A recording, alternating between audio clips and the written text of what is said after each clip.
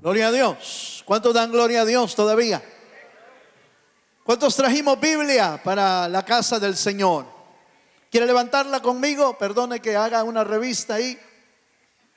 Vaya. Cuando viene a la casa del Señor, viene con la palabra, con la Biblia. Lucas capítulo 6, por favor, acompáñeme. Lucas capítulo 6, voy a leer el versículo 12 y 13. Y ahí vamos a introducirnos a nuestra reflexión de esta noche. Lucas 6:12 dice: en aquellos días él fue al monte a orar y pasó la noche orando a Dios. Y cuando era de día, llamó a sus discípulos y escogió a 12 de ellos, a los cuales también llamó apóstoles. ¿Cuántos dicen amén? Esta noche yo quiero hablarle acerca de algunas acciones que son importantes entenderlas y practicarlas para que Dios bendiga nuestra vida. Pero antes permítame introducirme recordándole que el Señor, cuando iba a escoger a sus discípulos, no dudó en ponerlo todo en las manos de Dios, y por eso se fue a orar. Y no se fue a orar 30 minutos, 15 minutos, una hora. Se fue a orar toda la noche, dice la Biblia. Toda la noche. Algo parecido a nosotros, ¿va? Toda la noche orando. Yo sé que usted y yo vamos a ser sinceros, y es que la verdad es que a nosotros nos cuesta orar. Aleluya. A veces nuestras oraciones no son tan largas, pero la oración de Jesús nos invita a poner énfasis e importancia en la oración. Cualquiera, después de haber orado toda la noche, hubiera tomado la decisión de decir: bueno, ya pasé orando, pasé en vigilia, porque no solo fue oración, prácticamente fue vigilia, ¿verdad? Vigiló toda la noche el Señor y oró. El día siguiente, lo más probable es que si nosotros hubiéramos orado así, diríamos: bueno, ya me voy a dormir todo el día, ¿verdad? Eso es lo que hubiéramos hecho. Es como cuando hacemos ayuno. Aleluya. Hacemos ayuno y cuando terminamos de ayunar, vamos a comer, y pareciera que nos vamos a comer lo de una semana por el ayuno que hicimos. Cualquiera de nosotros hubiera dicho: bueno, me voy a quedar descansando, he orado toda la noche, he buscado al Señor, me voy a quedar descansando. Pero el Señor no. Cuando llegó el día, empezó a trabajar en la obra de Dios. Se fue a buscar a los que tenía que escoger y a los que tenía que llamar. Eso nos habla, hermano, de la diligencia que el Señor tenía y ponía en la obra de Dios. Cuando usted y yo entendemos que la obra de Dios es importante para nuestra vida, entonces vamos a entender, hermano, que vamos a estar poniendo a Dios como nuestra prioridad. Y eso es importante en la vida cristiana. Pero escogió 12 apóstoles que se convirtieron en hombres que anduvieron con el Señor durante 3 años y medio. Y en esos 3 años y medio obviamente aprendieron muchísimas cosas. Pero al caminar con Él durante 3 años y medio, también tuvieron el privilegio, la dicha de compartir con Él ciertas acciones, que son las que vamos a ver hoy, acciones que nos bendicen, que muchas veces nosotros las pasamos por alto en cuanto a su importancia. Pero yo creo que hoy nos van a enseñar las acciones más sencillas, nos van a enseñar una gran verdad para que sigamos practicándolo. Por ejemplo, en esos 3 años y medio, los discípulos se sentaron a comer con Jesús día y noche. Probablemente, en la mañana, por la tarde, por la noche, se sentaban a comer con el Señor. Pero en esa comida que hacían con el Señor, no era una comida común y corriente. En ese comer, fíjese hermano, en ese comer les trajo a ellos una comunión tan íntima con Jesús que no la tenía cualquiera. Por ejemplo, acompáñenme a Mateo capítulo 26, versos 26 al 28.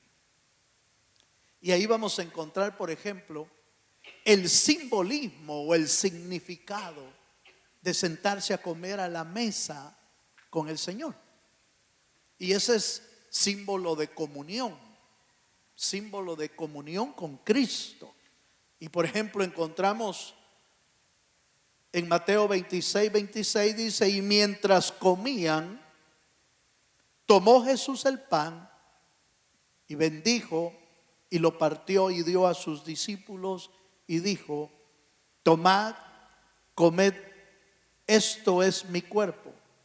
Y tomando la copa y habiendo dado gracias, les dio diciendo: bebed de ella todos, porque esto es mi sangre del nuevo pacto, que por muchos es derramada para remisión de los pecados. Amén. Entonces quiero que note, por favor, esto es lo que usted y yo conocemos como la Santa Cena. Algunos lo llaman la última cena, la Santa Cena, y bueno, podrían haber diferentes nombres, pero usted y yo sabemos que esa cena en especial es el símbolo de comunión más íntima que pudo haber entre Cristo y los discípulos. Porque ahí les estaba diciendo, en figura, les estaba diciendo que su cuerpo iba a ser muerto, su sangre iba a ser derramada, y que ese cuerpo y esa sangre eran figuras del pan y del vino que estaban comiendo. ¿Cuántos dicen amén? Entonces aquí viene la enseñanza sencilla. Sentarse a la mesa con Jesús nos da comunión con Él. ¿Cuántos dicen amén? Yo creo que todos queremos tener comunión con Él, pero muy pocos en este tiempo y en el mundo entero le dan importancia a sentarse a comer. Oigan lo que voy a decir. En la sociedad y en el mundo se ha perdido la importancia de comer juntos, por ejemplo. Ya no se come juntos. Yo recuerdo años atrás que en las familias decía: vaya, ya es hora de comer, todos tienen que venir a comer. Y se sentaban todos a la mesa. Por supuesto, hace añales, hermano, hace añales. La mamá o la abuelita preparaban toda la mesa y preparaban, y más en nuestro tiempo, que eran marimba de muchachitos, hermano. ¿Sí? Un montón de niños, hermano, pero preparaban la mesa y todos tenían que dejar de hacer cualquier cosa para irse a sentar a la mesa, porque era un tiempo importante en familia, porque promovía, oiga esto, la unión, la común unión entre la familia. ¿De dónde sacaron eso? De la enseñanza de Jesús, porque Jesús le daba importancia a sentarse a comer, ¿sí o no? Ahora, permítame preguntarle, nosotros le damos importancia a sentarnos a comer, y no solamente estoy hablando de sentarnos a comer en familia, sino a sentarnos a comer a la mesa con Cristo, para comer la palabra, para estudiar la palabra. De la misma manera que la sociedad hoy en día no le da importancia a comer juntos, y eso ha hecho que las familias se vuelvan más distantes, hermano, o no es cierto. No es cierto que las familias hoy son tan distantes, hermano, que uno está metido en un cuarto, otro está metido en otro cuarto, otro está metido otro está jugando, otro está en la sala, otro está y ni se miran. Para verse se hablan por teléfono en la casa. Entonces note la distancia que el diablo ha puesto, hermano, cuando la familia debería de estar unida en la mesa. porque es un tiempo importante. Ahora, vayámonos a la parte espiritual. Cuán importante para nosotros es sentarnos a la mesa a comer con Cristo. Porque el sentarnos a la mesa nos habla de tener comunión con Él, de hablar con Él. Y en el día de hoy, hermano, mucha gente no le da importancia a tener comunión con Cristo. Por eso usted ve que hay falta de estudio de la palabra. ¿Por qué? Porque no le damos importancia. Porque no nos sentamos. Cada cuánto abrimos la Biblia para alimentarnos. Ahora, usted y yo sabemos que comer es importante. Porque si no comemos, pues también nos debilitamos, nos enfermamos y nos morimos. Sí, pero no se trata de comer solo. Se trata de comer con la familia para común unión de la casa, con Cristo para comunión con Él. Si usted y yo queremos tener una vida saludable espiritualmente, tenemos que sentarnos a la mesa con Cristo. ¿Y qué es eso? Siéntese a leer la Escritura. Siéntese a abrir la palabra del Señor. Yo tengo el privilegio y no lo voy a decir para sentirme mayor. Es por mi trabajo. Parte de mi trabajo es preparar mensajes, ¿verdad? Esa es parte de mi trabajo. Es lo normal en mi vida, es parte del oficio al que el Señor me llamó. Y entonces me toca abrir la palabra el lunes para preparar el tema del lunes. Me toca abrir la Biblia el martes para preparar el tema del martes. Me toca abrir la Biblia el miércoles porque tenemos el discipulado. Abrimos la Biblia el jueves porque hay que preparar el tema del jueves. Tengo que preparar el viernes y sábado, preparar el del domingo. Entonces constantemente me siento a comer palabra del Señor con el Señor, ¿verdad? Pero ese es mi privilegio, vaya, véalo desde ese ángulo. Pues sí, como es el pastor, tiene que hacerlo. No, pero usted es hijo de Dios y usted necesita estar alimentado. Y para alimentarse hay que sentarse a la mesa con Cristo, porque en la comunión el Señor revela verdades. Por ejemplo, acompáñenme a Lucas capítulo 24, verso 30 y 31. Mire, lo que estoy tratando de ver es que pequeñas acciones en nuestra vida hacen grandes maravillas en nosotros. Hacen grandes obras en nosotros, pequeñas acciones.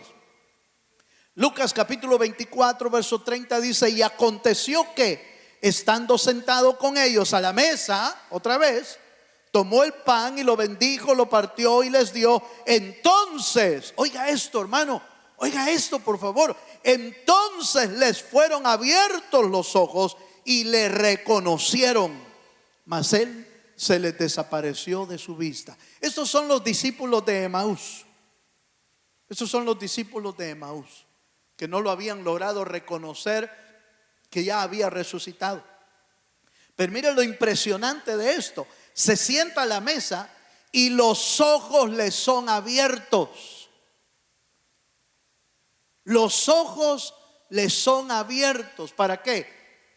Podríamos ver dos ángulos. El ángulo de abrir los ojos para entender la palabra, pero también el ángulo de abrir los ojos para reconocerlo a Él. Para reconocerlo a Él, por ejemplo, solo con una íntima comunión con Él vamos a reconocer quién es Él y todo lo que Él representa para nuestra vida. Solo reconociéndolo a Él. ¿Y cómo se logra eso? Sentándose a la mesa con Cristo. ¿Cuántos dicen amén? Sentándose a la mesa con la familia conocemos muchas cosas. ¿Cómo te fue en la escuela? ¿Cómo te fue en el trabajo? ¿Cómo te fue en tal y tal cosa? ¿Cómo te está yendo? ¿Cómo te sientes? ¿Estás aquí? Y entonces empieza uno a conocer más cosas. De la misma manera con Cristo. Nos sentamos con Él, abrimos las Escrituras y le reconocemos más a Él. Los ojos se nos abren. ¿Cuántos dicen amén? Bye. Segunda acción. Vamos a ver una segunda acción que es sencilla, pero que es importante en nuestra vida. Acompáñame a Lucas capítulo 9, versículos 29 y 30. Lucas capítulo 9, versos 29 y 30.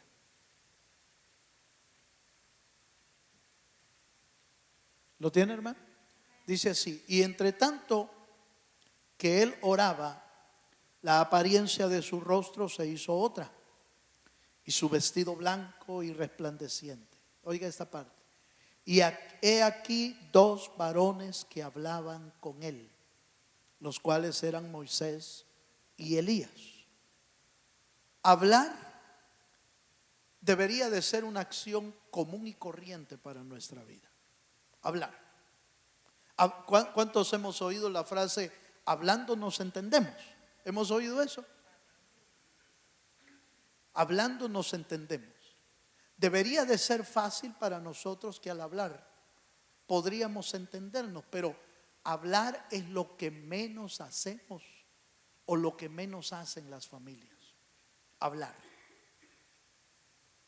¿Por qué? ¿Qué es lo que ha hecho? ¿Qué es lo que ha pasado con la plática? Bueno, es que hay tantos distractores hoy en día. Hay tantos distractores, hay el televisor, hay Netflix, hay Google, hay YouTube, hay redes sociales, hay esto, hay teléfonos, hay tantas cosas que distraen, que ya no nos permiten hablar, por ejemplo, entre familia. Y por eso es que el entendimiento dentro del hogar o dentro de la familia es tan mínima hoy, porque no hay pláticas, no hay tiempo para hablar, porque todo lo demás nos distrae.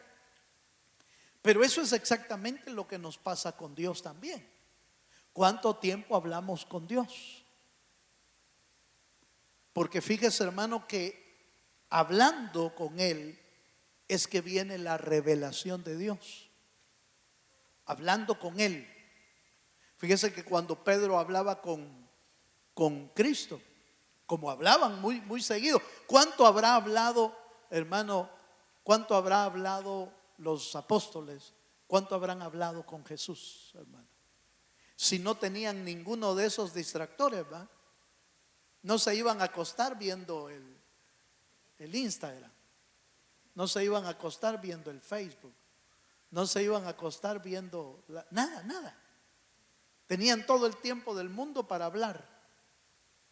Yo recuerdo que cuando mi padre nos llevaba a ver a la abuelita al campo, porque ella vivía en el campo, en un pueblo, en una ciudad llamada Suchitoto, pero en esa ciudad había un cantón bien lejano, hermano, que se llamaba Palo Grande. Fíjense, en ese cantón no había energía, no había agua potable. El agua había que irla a traer al pozo, había que irla a traer a los pozos. Y la energía, no había energía, lo que había eran candiles. No sé si usted conoció alguna vez los candiles. Hoy de adorno los ocupan, de adorno en restaurantes y todo eso. Aparecen de repente un candil y uno dice: ve, este es el que se le echaba gas o se le echaba aceite para que encendiera con una gran mecha. Entonces mi abuela, en la casa de mi abuela, eran puros candiles. Por supuesto, quedaba negro el techo, se hacía negro el techo de la humazón, pero no había nada que hacer. Entonces yo me acuerdo que como íbamos con mis hermanos, nos acostábamos y como no había nada que hacer, hermano, no, todo oscuro,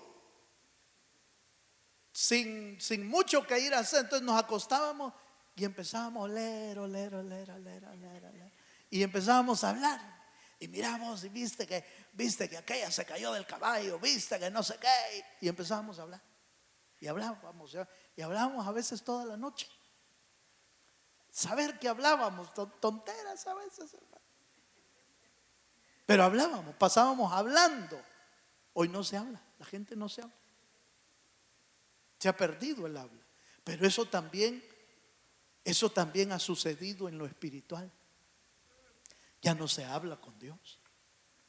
La oración, que es una acción común, debería de ser una acción común para el creyente, se ha perdido. Porque las cosas que eran importantes antes han perdido su valor. Pero no solo han perdido su valor, también han perdido su beneficio. Por ejemplo, como ya no se habla con el Señor, entonces cada vez sabemos menos de Dios, porque su palabra no es revelada a nuestra vida. Es a través de la plática con Él. A mí me impresiona, a ver, le voy a hacer una referencia. Cuando el apóstol iba a predicar, el apóstol Pablo iba a predicar, decía, esto que les voy a compartir no me lo ha enseñado nadie, me lo enseñó el Señor. El Señor, yo recibí del Señor y predicaba del Señor. Los que tenemos ya unos años y conocimos la misión desde que arrancamos en Ministerios Elim en Guatemala. Yo recuerdo que el doctor iba a predicar, el doctor Otoniel Ríos decía, se paraba y dice, ayer me habló Dios, decía. Y eso a mí me impresionaba porque era tremendo. Ayer me habló Dios y me dijo esto y esto. Y por supuesto agarraba la Biblia, ¿va? Ayer me habló Dios. Y decía, ¿cómo es que habla Dios así? Pues como se ha perdido el hablar con Él en oración, se ha perdido en hablar con Él en las escrituras, en la mesa, se ha perdido. Entonces Dios no es que no hable, nosotros somos los que no hablamos. Dele un aplauso al Señor si se anima. Nosotros somos los que no hablamos. Él sigue hablando. Leemos un pasaje más. Leemos Mateo capítulo 16, verso 15 al 17 voy a leer. Él les dijo, ¿y vosotros quién decís que soy yo? Esta es la pregunta que Cristo les hizo a los discípulos. Verso 16, respondiendo Simón Pedro dijo, tú eres el Cristo, el Hijo del Dios viviente. Entonces le respondió Jesús, bienaventurado eres Simón, hijo de Jonás, porque no te lo reveló carne ni sangre, sino mi Padre que está en los cielos. ¿Cómo queremos salir adelante de necesidades, de problemas, de planes que tenemos si no hablamos con Dios? ¿Cómo entender qué es lo que Dios quiere, qué es lo que quiere Dios que hagamos, cuál es su voluntad, si no hablamos con Él? Si no le decimos, Señor, mira, este es el plan que tengo, Señor, ¿qué dices tú, Señor? Es una plática con Él. Una plática que es, oiga, la acción de hablar es algo sencillo, pero que se ha perdido. Y en lo espiritual también se ha perdido. Por eso los apóstoles fueron dichosos, hermano, de veras. Los apóstoles fueron dichosos porque comieron con Él, se sentaron a comer con Él. Y entonces los ojos se les abrían. Hablaban con Él cuando tenían una necesidad. Le decían, Señor, le decían, Señor, ¿y qué quisiste decir con esa parábola? Explícanos, porque nosotros quedamos igual que aquellos que no te entendieron. Los apóstoles quedaban igual, hermano. Si el Señor hablaba en parábolas, dice la Biblia, hablaba en parábolas para que los que le oyeran no le entendieran. Eso es lo que dice la Biblia. Hablaba en parábola para que los que oían no entendieran.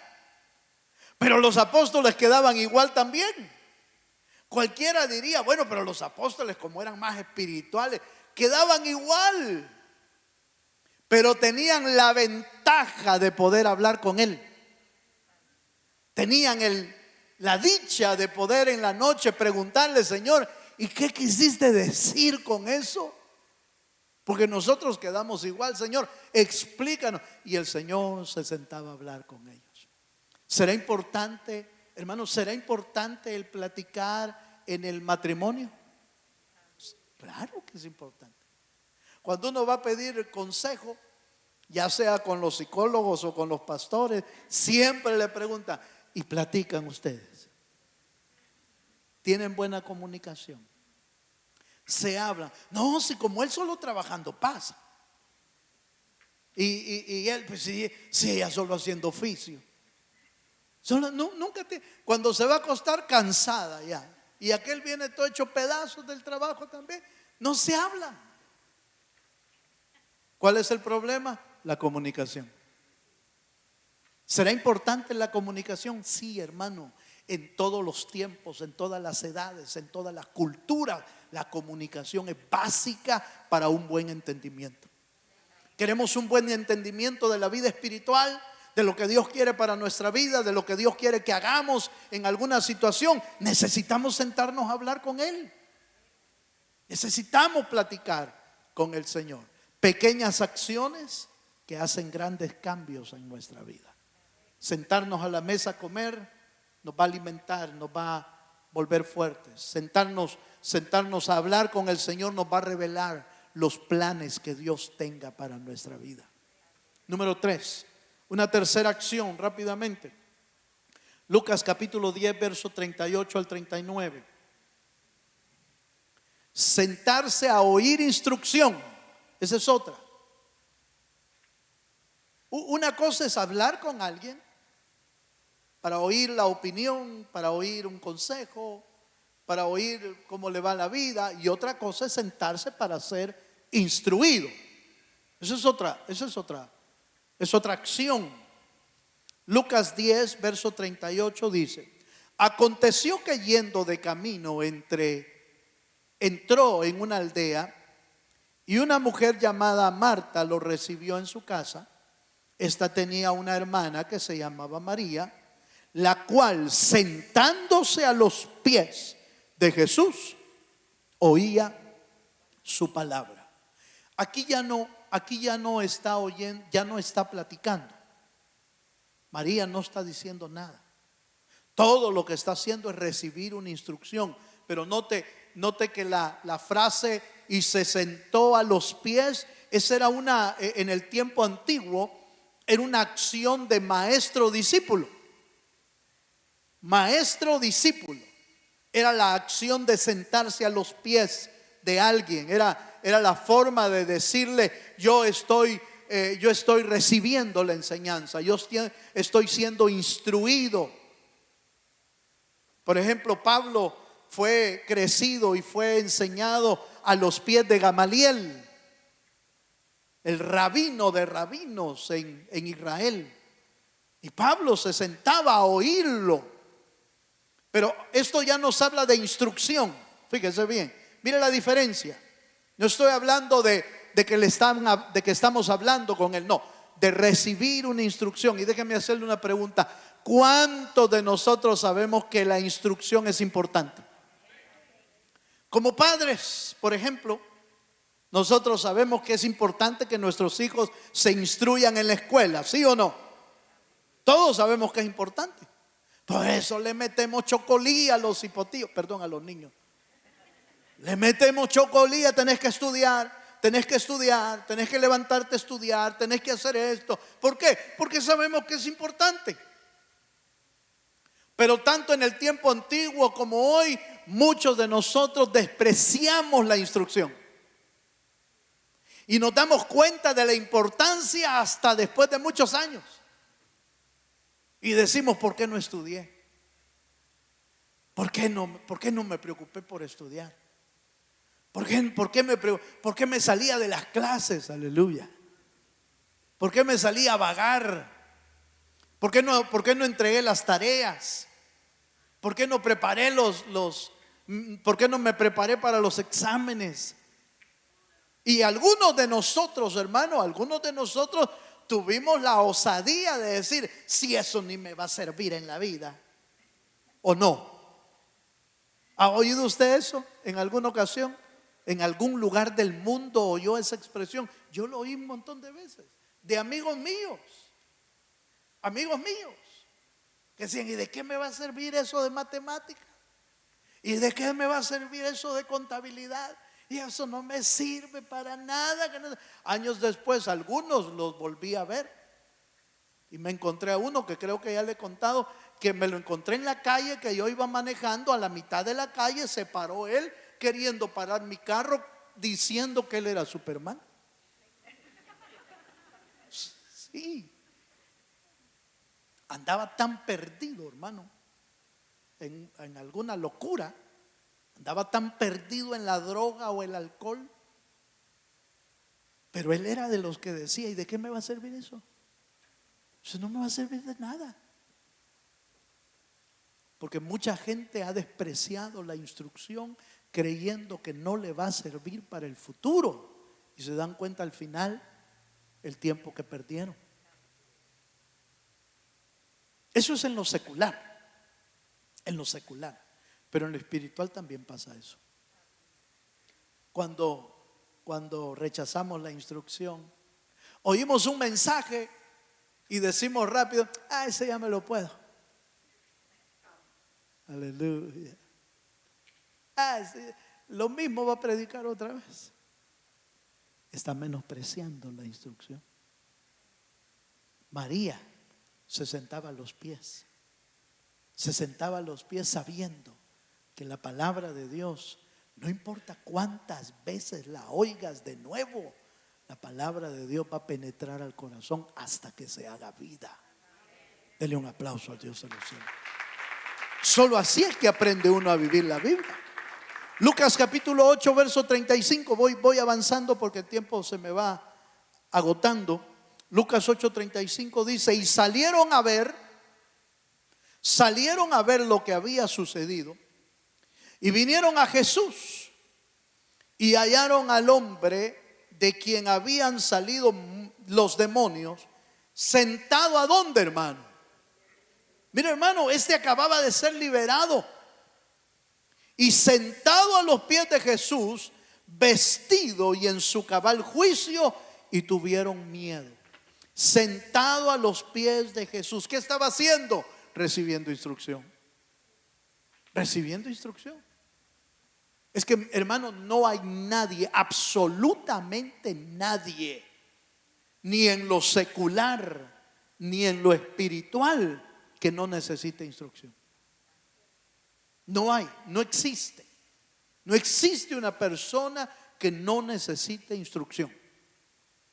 Si quiere alcanzar el propósito de Dios en lo que Dios lo ha creado, ¿verdad?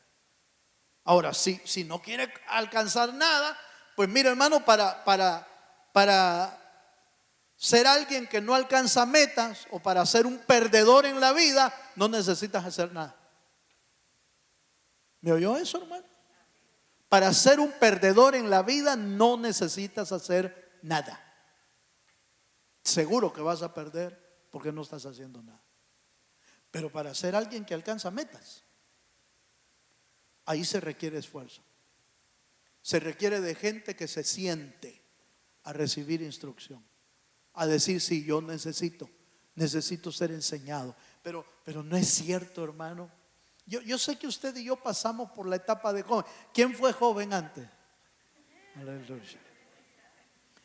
Sí, hermano, ya pasamos los 20, ya pasamos los 15. Hace buen rato pasamos por ahí, por esa carretera.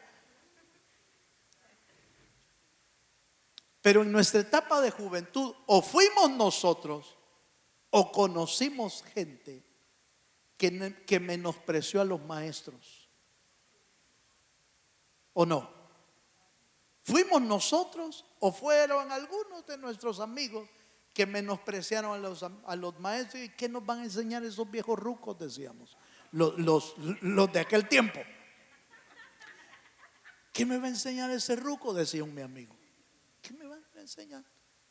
¿Qué es eso? Los menospreciamos. Y por eso en la vida no se alcanzan las cosas. Y en lo espiritual es igual. Mire, en la Biblia quedó escrito que algunos, por ejemplo, algunos menospreciaban a Pablo. Lo menospreciaron. A la verdad decían: la apariencia es una apariencia, pero, perdón la expresión, pero miserable. La del apóstol Pablo.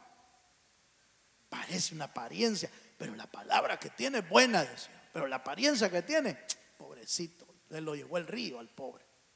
Lo menospreciaban. Lo menospreciaban. Entonces, no es extraño que el ser humano rechace la instrucción. Obviamente eso es, o es una obra de la carne o una obra del diablo en el interior para rechazar la instrucción. Porque el enemigo sabe que cuando uno rechaza la instrucción va derecho a perder. El diablo sabe que rechazando la instrucción va derecho uno a ser un perdedor. Algunos usan historias un poco especiales, obviamente, porque algunos han usado la vida del creador de, ¿cómo se llama?, de Facebook, que no terminó la universidad. ¿Sabía usted que no la terminó? Y hay otros grandes hombres que han sido grandes empresarios que no terminaron la universidad. Y entonces algunos dicen, vaya, pero mira, aquel no la terminó. Sí, pero ese fue aquel. Ese tenía otra inteligencia, hermano. De plano, a saber qué tenían, ¿va? Pero no, los ejemplos de ellos no son lo común, no es lo normal. Vaya, sigamos un poquito más porque ya lo vi yo muy serio. Aleluya. A veces decimos, no, yo el domingo voy a llegar a la iglesia. Dice, porque ¿para qué martes y para qué jueves? Tanta iglesia. La instrucción. Bueno, vamos al siguiente porque este está mejor todavía. Hechos 4:31. Cuarta acción común que debería de ser común para nosotros. Congregarnos, por ejemplo. Debería de ser común. Es una acción común de la iglesia. Hechos 4:31 dice, cuando hubieron orado, el lugar en que estaban congregados,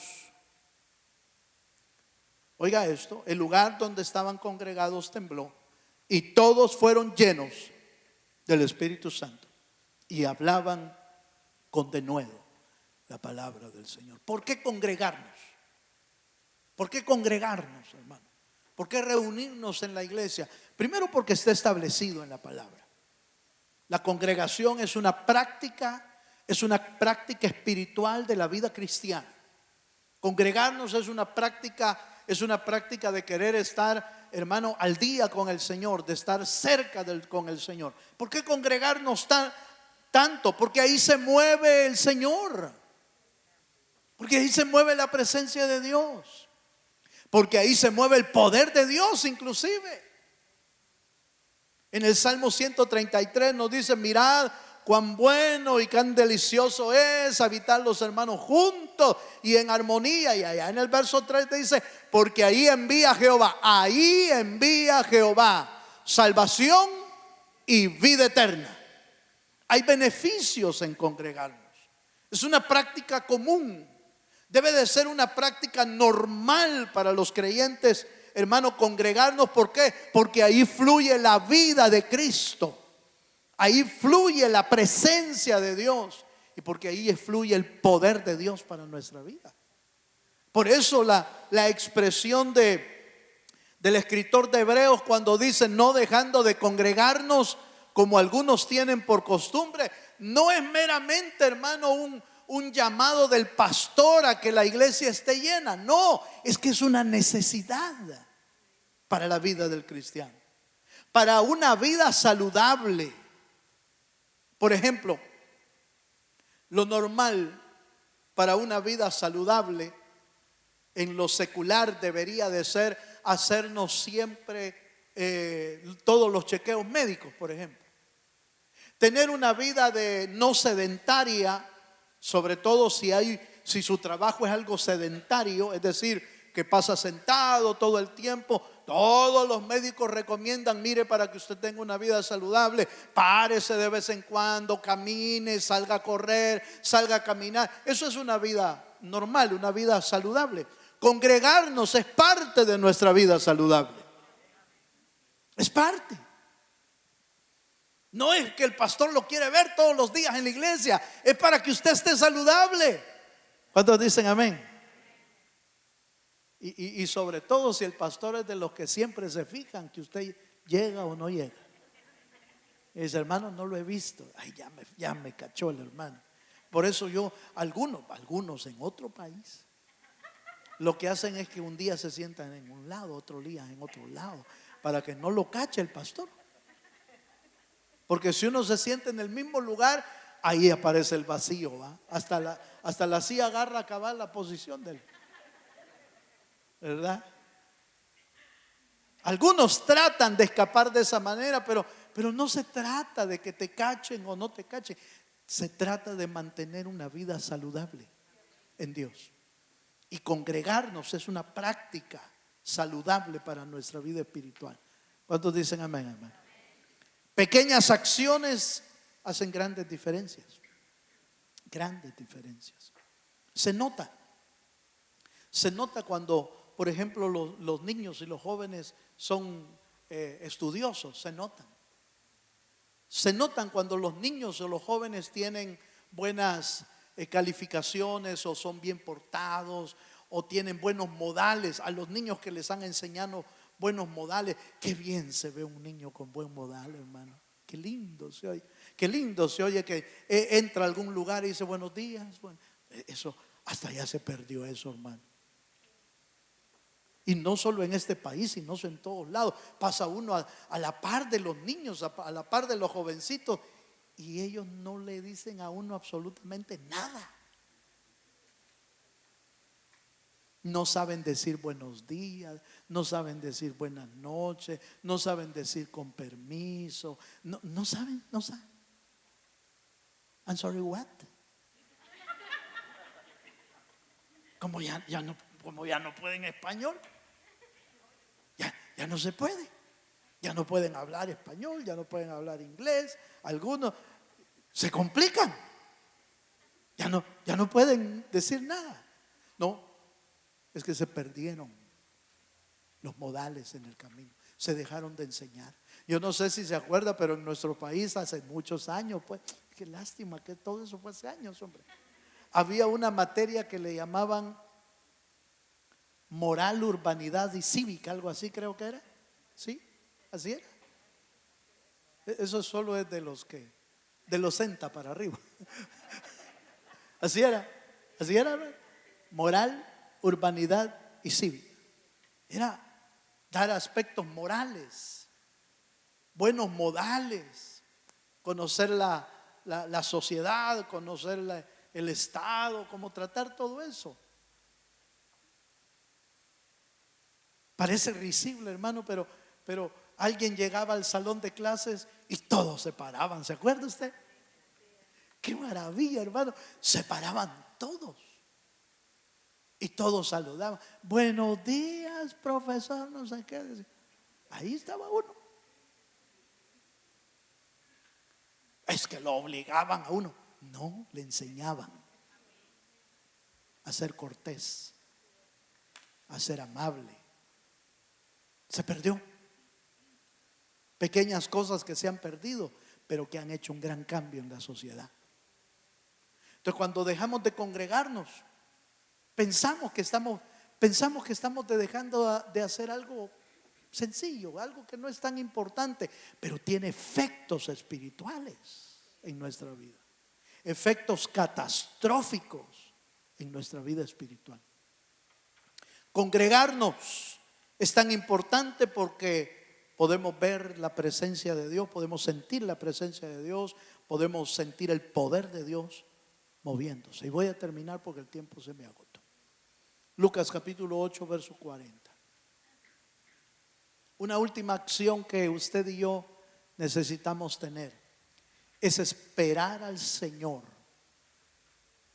Tener, hermano, la esperanza de que Cristo viene.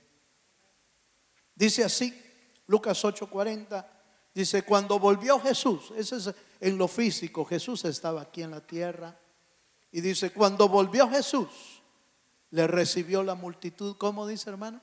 Con gozo, porque todos le esperaban. Todos le esperaban. Fíjese, hermano, que hay algo que usted y yo nunca debemos de perder: la esperanza de que Jesús viene. Es una acción que debemos hacer. Parece que es solamente algo como una esperanza en el pensamiento, pero no, es una acción. Por eso la Biblia habla de velar, ¿se acuerda? Y velar no es un pensamiento, velar es una acción, es un verbo de acción, velar. Es estar activo, es estar despierto, esperando que alguien llegue, eso es velar. Entonces, velar porque Cristo venga es una acción que todo creyente debe de tener. Pero en nuestro tiempo, y hace mucho tiempo que ya, hermano, la iglesia y muchos creyentes ya dejaron de esperar a Dios. Ya dejaron de esperar a Cristo. Ya no tienen la esperanza que venga el Señor. Y por supuesto habrán argumentos, hermano, que el diablo usa en nuestra contra. Desde cuando vienen diciendo que Cristo viene. Desde que yo tengo edad de razón, desde niño vengo oyendo que la iglesia evangélica dice que Cristo viene y no viene. Sí, pero la Biblia dice que el Señor no tiene su venida por tardanza, hermano. La gente la tiene por tardanza, pero la realidad es que Él está esperando que la gente se arrepienta y vuelva el corazón hacia Él. Es que el problema es que nosotros tenemos problema de que el tiempo nos pasa encima y deja huellas en nosotros, ¿verdad? O deja estragos en nosotros, el tiempo. Pero en Dios no. Dios no tiene problema con el tiempo. El Señor, para el Señor, venir hoy o venir dentro de 200 años, ¿cuál es el problema para Él? Si para Él un día es como que, hermano, es como 1000 años. Entonces, si el tiempo Kairos, el tiempo eterno, no se mide como nuestro tiempo. Él siempre está en el presente. El Señor siempre está en el presente. Entonces venir dentro de 100 años para Él es como que, ay, perdónenme, tardé un minuto. ¿Qué le parece a usted? Perdónenme, tardé un par de horas nada más para el Señor. Por eso es que el hombre se vuelve impaciente, el ser humano se vuelve incrédulo, se vuelve con duda, porque a nosotros nos pasa el tiempo, pero a Dios no. El que prometió que ha de venir, vendrá por nosotros. Y lo que usted y yo debemos hacer es estar esperando la venida del Señor. Es una acción. Estar esperándole va a traer gozo a nuestra vida. Fíjese, hermano, este es algo importante. Dice que el texto dice: cuando volvió Jesús, le recibió la multitud con gozo, porque todos le esperaban. Cuando nosotros estamos practicando la esperanza de que Cristo viene, nuestra vida va a ser diferente, va a tener gozo. Déjeme planteárselo desde esta manera. Cuando usted está a la expectativa de que alguien importante en su vida va a llegar a su casa, ¿no está uno hasta nervioso, hermano? ¿No está uno a la expectativa? Hoy viene mi hijo que ha estado tantos años fuera. Hoy viene mi hija que viene de Nueva York, que viene del Salvador, que voy para El Salvador, yo voy a ver a los de allá. Hermano, está uno como a la expectativa, nervioso, alegre pero nervioso, como que ya viene. Y más si sabe que ya va a llegar al aeropuerto, se pone uno como hasta tembloroso, nervioso de que va a ver al que no ha visto por un tiempo. Pero tiene una alegría allá adentro. Tiene nerviosismo, pero tiene una alegría allá adentro de lo que va a pasar. Así deberíamos de estar nosotros, hermano. Nerviosos, sí, pero alegres de que nuestro Señor viene. Va a producir gozo, va a producir gozo, va a producir alegría. La esperanza produce alegría. Por eso es que nosotros vivimos más tristes, hermano, porque hemos perdido la esperanza. Mucha gente ha perdido la esperanza. Y solo de bravo anda, hermano. Puro bravos. Aleluya. Míreme para acá. Si usted solo anda de bravo o de bravita, usted ha perdido la esperanza. Por eso es que todo le amarga, todo le molesta, todo. Quiero va a terminar el pastor, pues.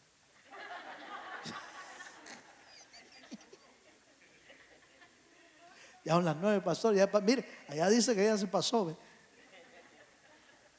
Todo le molesta, hermano, todo le enoja, todo lo amarga, todo. Ya perdió la esperanza. Y la esperanza le ha hecho perder el gozo. Aleluya. Y hoy voy a seguir predicando, fíjese. No, póngase de pie, hermano. Póngase de pie. Hermano. Pequeñas acciones que hacen grandes cambios en nuestra vida. Siéntese a la mesa, abrir la palabra y va a ver cómo se le van a abrir los ojos. Doble sus rodillas y platique con Jesús. Platique. Y va a ver que el Señor te va a empezar a revelar cómo vivir, cómo hacer en una necesidad. Siéntese a los pies de Jesús, reciba la instrucción y tu vida se va a ver más firme. Vieron al que le habían salido demonios a los pies de Jesús y lo vieron bien vestido, dice. Lo vieron bien vestido, o vestido por lo menos.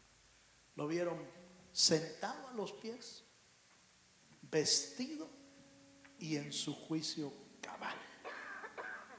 La instrucción te da buen juicio. La instrucción te da sabiduría. La instrucción te da entendimiento. Sentémonos.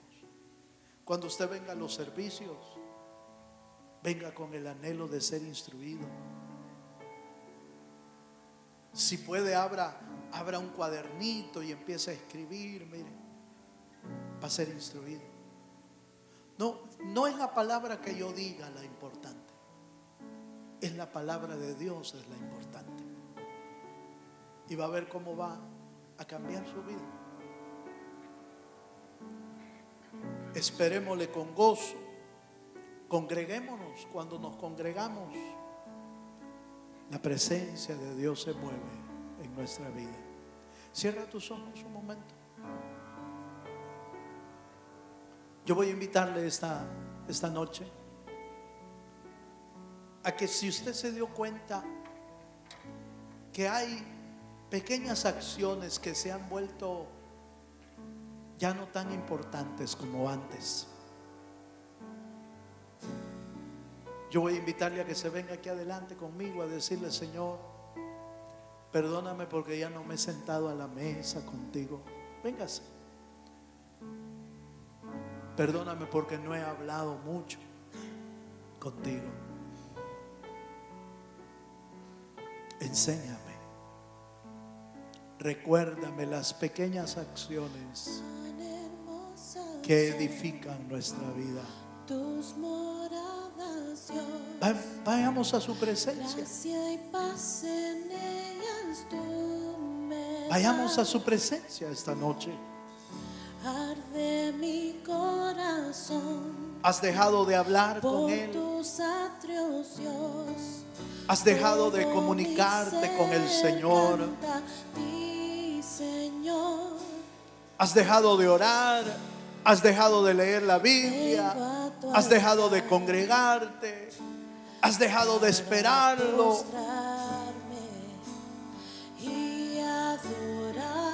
Ven aquí con nosotros y ven a buscarlo, a ponerte de acuerdo con Él.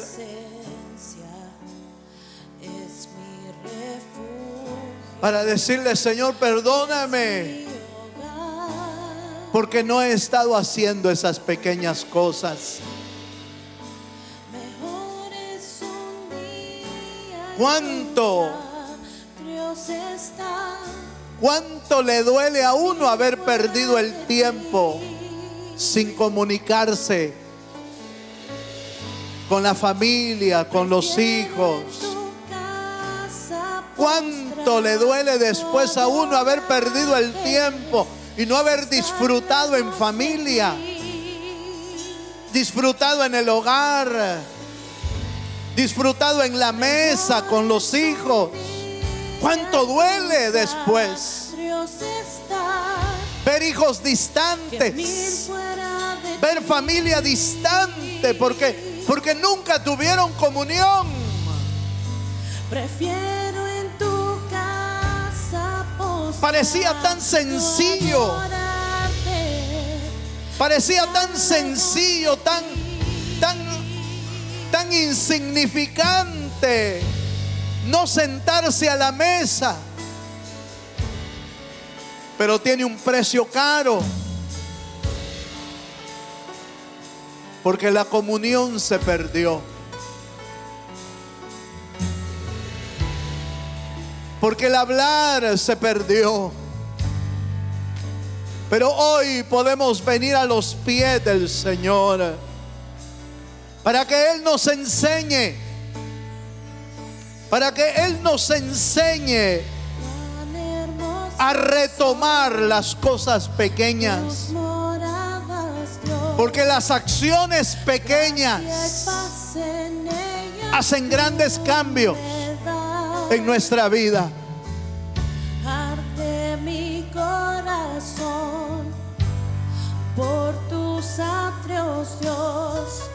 Hable con Dios. Mi ser canta, dice. No menosprecies la instrucción. Jóvenes, no menosprecien las escuelas. No menosprecien a los maestros. No menosprecies a los que te instruyen. Un día te puede hacer falta esa instrucción.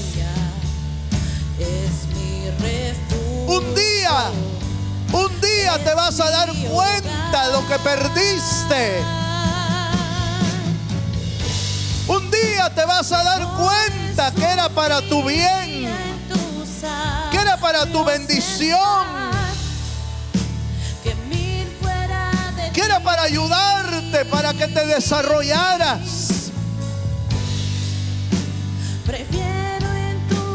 No menosprecies al que te instruye, ni en lo secular ni en lo espiritual. No los menosprecies, porque Dios los puso ahí para enseñarte.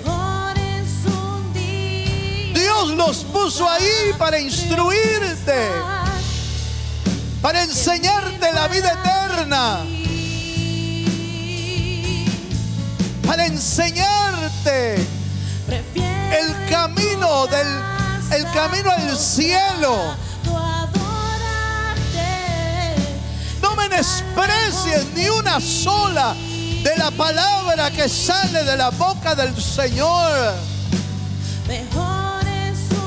Hagamos mejor como hizo Samuel.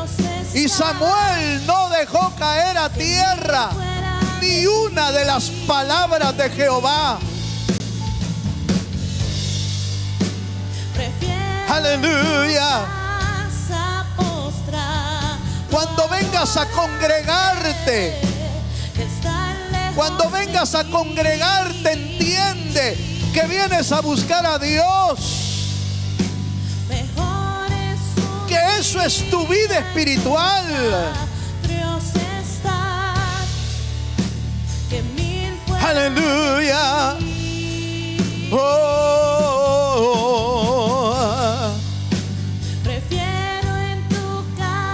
Señor, enséñanos a valorar las pequeñas cosas. Enséñanos a valorar las pequeñas acciones. Enséñanos a practicar las pequeñas acciones en nuestra vida. Porque esas pequeñas acciones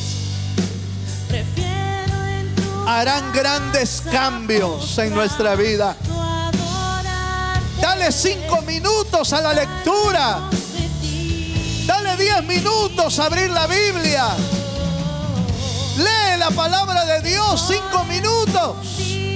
Cada día, cada tarde, cada noche. Y vas a ver la diferencia. Vas a ver la diferencia de lo que la palabra de Dios puede hacer en tu vida. Aleluya. Yo quiero estar cerca de ti, Señor. En el nombre de Jesús. Oh, te bendecimos, Señor. Te bendecimos, Rey. Prefiero en tu casa postrado adorarte que estar lejos de ti. Queremos estar cerca de ti, Señor. Mejor es un día en tus atrios estar que 1000 fuera de ti. Aleluya. Oh, sí, Señor. Prefiero en tu casa postrado adorarte. Ahora, ahí donde tú estás, hermano, yo te voy a invitar a que hagas un trato con Dios. No sé cuál de todas las acciones te hace más falta. No sé cuál de las acciones tú te has podido identificar que ya no la estás haciendo. Pero yo te voy a invitar a que esta noche tú hagas un trato con Dios y le digas a Él: Señor, yo voy a empezar a hacer esta acción. Me voy a sentar a la mesa a estudiar tu palabra. Y tú pon el tiempo, 5, 10 minutos, lo que tú tengas. Y ponte de acuerdo con Él. Señor, yo voy a estudiar tu palabra. Señor, me voy a tomar tiempo para orar. 5 minutos, 10 minutos, pero ponte de acuerdo con Él. Y empieza a hacer esa pequeña acción. No te estoy diciendo que debes orar toda la noche. Tómate unos minutos y ora al día. Y empieza a hablar con Dios. Siéntate a ser instruido. Estudia la palabra, oye los mensajes, oye la instrucción. Métete al instituto, haz algo para ser instruido en la palabra. Y esa acción va a transformar tu vida. Empieza a congregarte con mayor regularidad. Pon en tu corazón: Señor, yo voy a estar aquí tal día y tal día. Y ponlo delante de Dios. No como un compromiso por el pastor, no como un compromiso por los líderes, un compromiso con Dios. Y empieza a congregarte y a decirle: Señor, en medio de la congregación te alabaré. En medio de la congregación te buscaré, porque ahí se mueve bendición y vida eterna, porque ahí se mueve tu presencia, porque ahí se mueve el poder de Dios. Y Señor, voy a avivar mi esperanza por tu venida. Voy a avivar mi esperanza, porque yo sé que el que ha de venir vendrá pronto. Y yo quiero ser de los que te esperan con gozo, Señor. En el nombre de Jesús. Padre, bendice a tu pueblo, Señor, esta noche. Que cada uno, según la necesidad, según tu palabra, según lo que tú le has hablado al corazón, puedan tomar decisiones de acción. Acciones pequeñas que hacen grandes cambios en la vida. En el nombre poderoso de Jesús, nuestro Señor. Gracias, Padre. Señor, levantamos también a todos aquellos que están pidiendo oración por su salud, por su sanidad. Señor, queremos bendecir y queremos interceder por la vida de Antonia Aguilar, Señor, por Lidia López, por Irma López, por Concepción Alvarenga, por Eduardo Espinal, por Tatiana Astorga, por Mariana Martínez, por Aurora Delgado, Juan Escobar, por Abraham García, por Vitelia Roche y por Arturo Lerma. Señor, todos ellos están pidiendo por sanidad, están pidiendo por salud, están pidiendo un milagro que solo tú puedes hacerlo. Solo tú puedes llenarlos. Solo tú puedes, Señor, sanar toda enfermedad y toda dolencia. En el nombre de Jesús, haz tu obra milagrosa sobre su vida. Te pedimos por los casos legales, casos de corte, de migración, por Jocelyn Aguilar, por María Citalán, Señor. Señor, haz un milagro en sus vidas. Señor, pasa ese caso al juez eterno, el juez que intercede por nosotros, el abogado que intercede por nuestra vida. Oramos por la vida de Omar Lerma, por su salvación. Dios mío, ten misericordia de su vida. Ten misericordia y alcánzalo con tu amor. Haz una obra de salvación y vida eterna. Porque sabemos, Señor, prepara tu iglesia, prepara tu pueblo, Señor, para que te esperen con gozo, con alegría en sus corazones. Pon en nosotros el deseo de aguardar tu venida. En el nombre de Jesús, Señor, gracias. Gracias, Señor, por tu fidelidad. Gracias, Señor, por tu amor. Mejor es un día en tus atrios. Aleluya.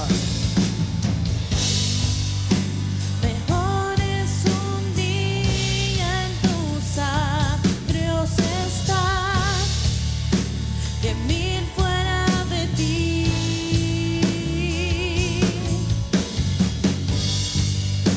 Prefiero en tu casa postrado adorarte que estar lejos de ti. Aleluya. Mejor es un día en tus atrios estar que mil fuera de ti.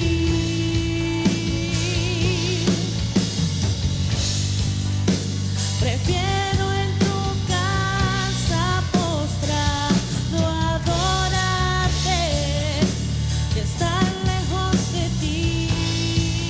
Una última vez le decimos: Mejor es un día en tus atrios estar gracias, Señor. que mil fuera de ti. Oh, prefiero en tu casa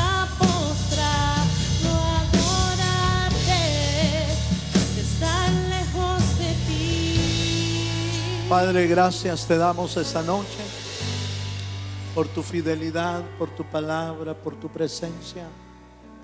Gracias, Señor. Te damos gracias por todo lo que haces por nosotros, por tenernos paciencia, por hablarnos conforme tu corazón, Señor. Bendice a tu pueblo esta noche. Escribe tu palabra en las telas del corazón y llévalos con bien hasta sus hogares. Que tu palabra siga obrando en nosotros y que los compromisos que hoy tomamos, los compromisos que hoy hicimos contigo, podamos practicarlo todos los días de nuestra vida. En el nombre poderoso de Jesús. A Él sea la gloria y la honra. Amén y amén. Le damos un fuerte aplauso al Señor, hermano. Gloria a Dios.